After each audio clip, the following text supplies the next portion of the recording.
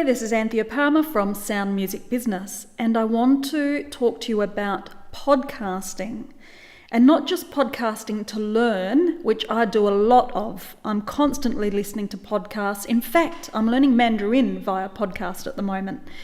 Not just for learning, but I want to talk to you about starting your own show. It sounds like a big endeavour. It sounds like a lot of work. It's actually easier than you think. Though I must confess that I started my own podcast for Sound Music Business about 2 years ago and went all guns a-blazing with 2 episodes and then stopped. But I am now going back to podcasting, and I so wish that I had been consistent and kept it up. Now, there's a lot of reasons why podcasting could work to boost your career, whether you are listening to this as a music manager or as a self-managed musician.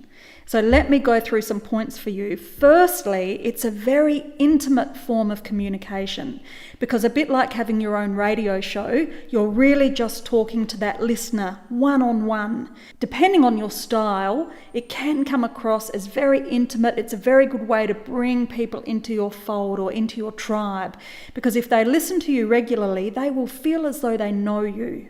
One of the benefits is that it's very low cost. In fact, it's pretty much free. Unless you pay for the odd plug-in to make it possible. So I use WordPress for my websites and I'm using the Blueberry plugin for my podcasts. And there's not a lot else to it cost-wise. It is awesome for brand awareness, and there I go talking about brand again, I can't help it, but it's awesome for brand awareness because it's up to you how you portray yourself, how you portray your brand, how you get your message across. Also great, of course, for cross-marketing and selling your products. So the show can have a different format. It doesn't need to be about you or your music. It can be about the industry. It could be about instrumentation. It could be reviews. It could be that you just play your favourite tracks. In the report that I'm going to include with this episode, I give you some ideas for formats and also some example shows to go and have a look at. So even though the content doesn't need to be about you or your music, of course you can give you and your music a big plug. You could even have little adverts that you play within the podcast. So there's lots of cross-marketing, cross-sales opportunity.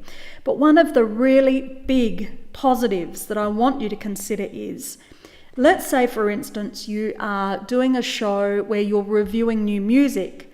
You get to then touch base with a whole lot of bands perhaps in your genre, perhaps that you'd like to play with. Okay, if you get my drift. Let's say you've got a show where you interview people from the music industry, a great way to meet producers, studio owners, promoters, record labels. I mean, the opportunity for you to use podcasting to connect with people is immense. Now, it's not just a snap of the fingers that's going to happen for you. You would have to be committed to having your own show. Consistency is really important, and that's where I fell down. But I will be consistent when I start up again. So what I've done is, as part of the Music Marketing Machine, there is a module in there, I think it's being uploaded now, and it is about how to podcast from the beginning to the end. I show you the tools that I use. I pretty much show you exactly how you can do it. Also show you how you can outsource this work so that you're not even doing the uploads and the sort of tech side of things yourself, so that somebody else is doing it for you.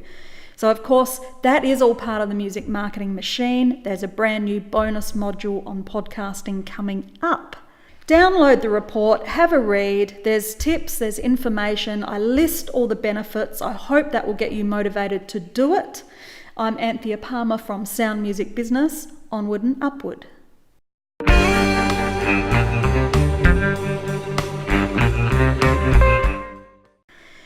If you're not on the machine, do it yourself. Nah.